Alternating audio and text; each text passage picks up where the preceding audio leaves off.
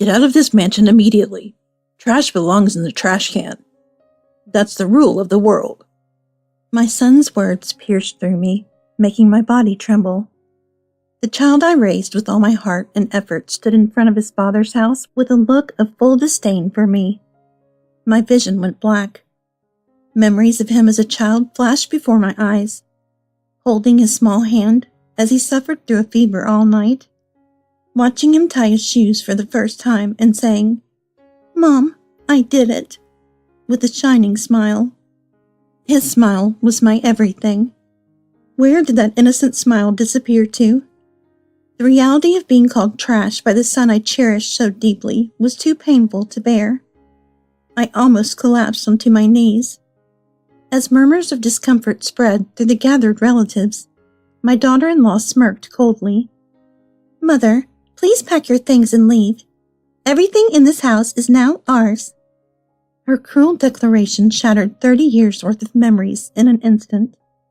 The sleepless nights spent nursing my sick husband Brian, juggling part-time jobs to pay for my son's education. And yet, my son now calls it all garbage. Ken reached for his father's urn, grabbed it disrespectfully, and threw it on the floor.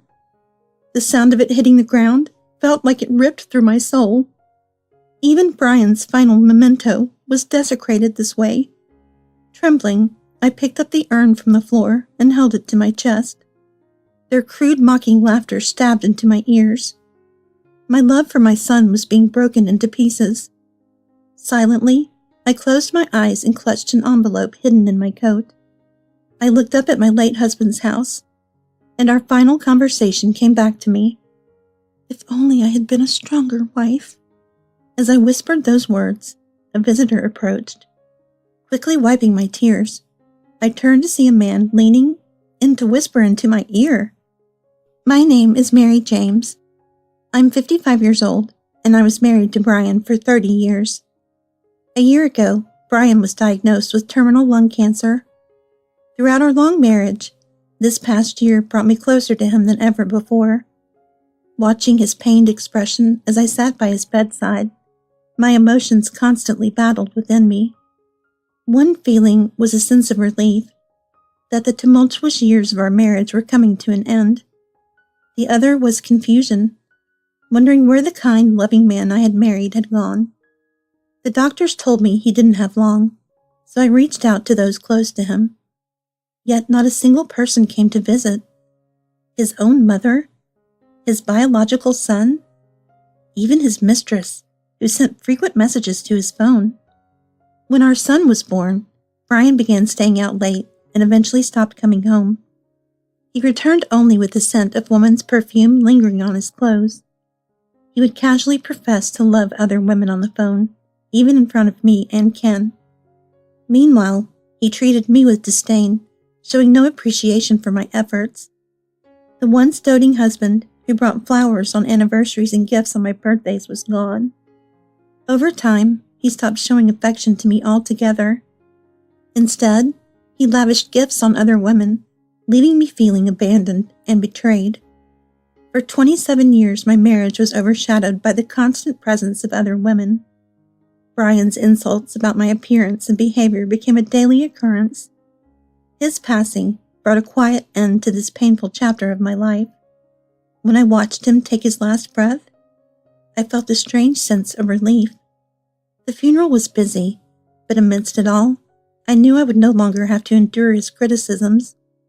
At the funeral, Heather, my mother-in-law, wasted no time in expressing her disdain. "You'll live off your late husband's inheritance now, won't you?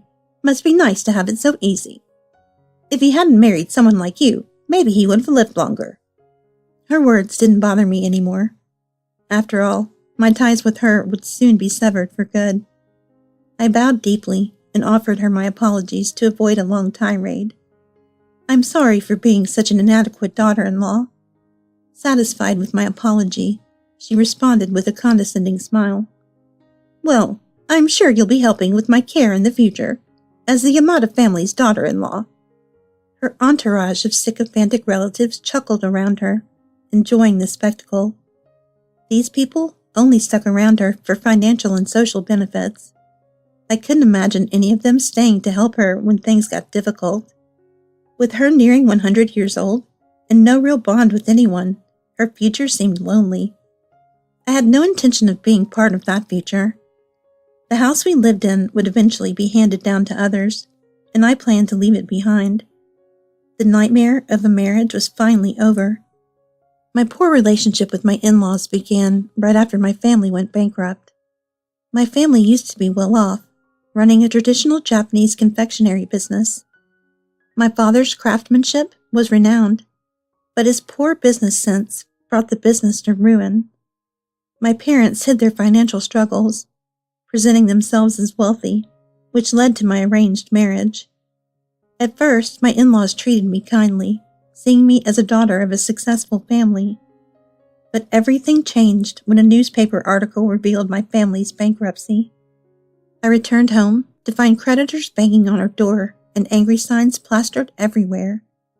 That day, my parents disappeared without a trace, leaving me to face the fallout alone. When I returned to my marital home, Brian greeted me with anger. "You tricked me into marrying you." He threw a newspaper at me, calling me a fraud. "Do you know how much damage this does to my family's reputation?"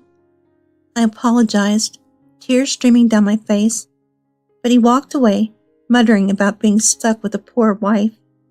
Heather called shortly after, berating me. "You're a useless fraud just like your parents." I became an outcast in my new family, but everything changed when I became pregnant with Ken. He was my hope, my light in the darkness. At first, even Brian was involved in parenting. But as Ken grew older, Brian's infidelity worsened.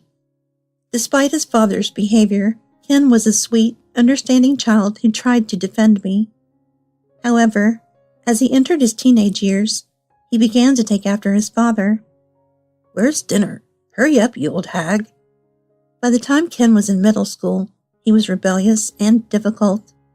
He clashed frequently with his father, and I often bore the brunt of their arguments. Despite his flaws, Brian insisted on giving Ken money, believing it was the only way to show his love. Ken quickly became spoiled, using his money to buy friends who cared little for him. By high school, Ken had grown into a selfish, entitled young man. After graduating, he moved to the city, attending a university where entry required little more than signing your name. Even as an adult, Ken relied on financial support from his father. When his father fell ill, Ken showed no interest in visiting despite my pleas. On his deathbed, Brian whispered that he wanted to see Ken one last time, but that wish was never fulfilled. Ken's absence was heartbreaking, but I focused on caring for Brian in his final days. The funeral went as planned, and the guests eventually departed. Just as I was beginning to feel some peace, the doorbell rang. When I opened the door, Ken and his wife Amy stood before me. It had been 5 years since I last saw Ken, and my heart raced at the sight of him. No matter how strained our relationship had become, he was still the child I had given birth to. With an unreadable expression, Ken entered the house, followed closely by Amy, who gave me a cold, piercing glare. There was something unsettling about their demeanor. Despite my unease, I guided them to the living room.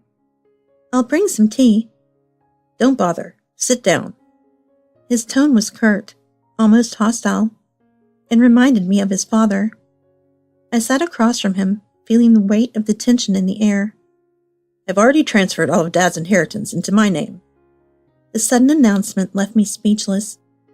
Brian's estate included large plots of land, mountains, and several properties. I had never managed or even thought about these assets, and the news caught me off guard. "What do you mean?" "Everything. This house, the vacation homes, the properties, they're all mine now." Amy chimed in, her voice dripping with satisfaction. "Isn't it incredible, Ken? If you sold the land, you could make a fortune." Amy then turned to me with a look of contempt.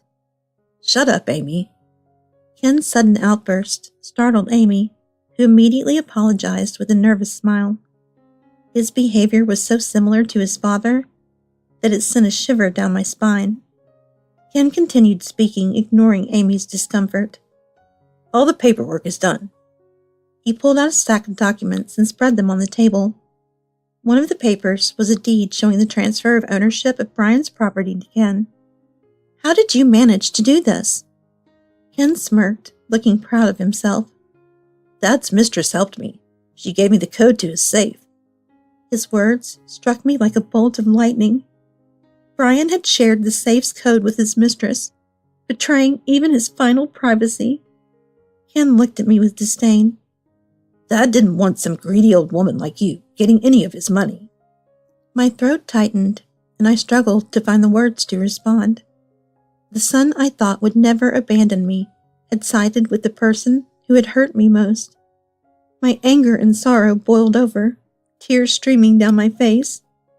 Do whatever you want. My voice was calm. My words surprised even me. Ken and Amy exchanged smug glances, thinking they had won. They left, confident that they had taken everything from me. The next day, I went to a real estate agency to find a new place to live. I couldn't stay in this house any longer. At the agency, I met a kind employee who quickly found a small apartment that met my needs. The landlord, Mrs. Tanaka, used to work in public service. She's very understanding. When I met Mrs. Tanaka, she welcomed me warmly and offered her support. I've been through a tough marriage, too. If you ever need help, just let me know. Her kindness brought tears to my eyes. I moved into her apartment complex, a cozy and quiet place where I finally began to feel at peace. 3 months later, life had settled into a calm routine. One morning, the doorbell rang unexpectedly. When I opened the door, Ken and Amy stood there, looking uneasy. What are you doing here? We need your help, Mom. They bowed their heads, a gesture I had never expected from them. I let them in, curious about what could have driven them to this. After sitting down, Ken confessed everything. The properties I inherited are worthless. They're either overgrown or require expensive demolition. His voice wavered as he explained their financial troubles. For the first time in years, Ken looked genuinely vulnerable. I'll help you figure this out. His relief was palpable, and Amy thanked me profusely. A few days later, we visited several of the properties to assess the situation. Many were in terrible condition, and the cost to fix them were staggering.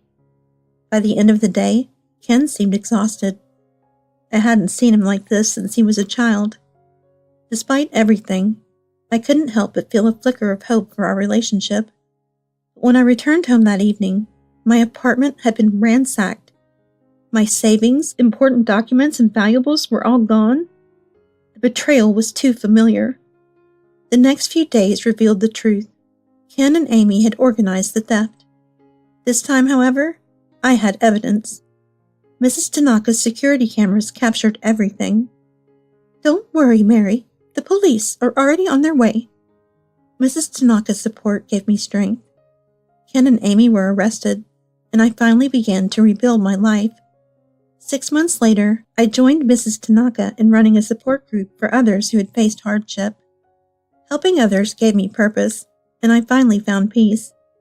For the first time in years, I could look ahead and smile. Months passed and life settled into a peaceful rhythm in Mrs. Tanaka's apartment complex. I had fully immersed myself in our community support group, meeting people with stories just as challenging as mine. One day, I received an unexpected letter in the mail. The sender was Ken. My hands trembled as I opened the envelope, unsure of what to expect. Mom, I know I don't deserve your forgiveness. Amy and I went too far, and we're paying the price for our actions. The time I spent in jail gave me a lot to think about. I realize now how much you've sacrificed for me, and I'm sorry for everything I've done to hurt you. His words were a small but significant step toward redemption. I wasn't ready to forgive him completely, but I appreciated his attempt to reach out.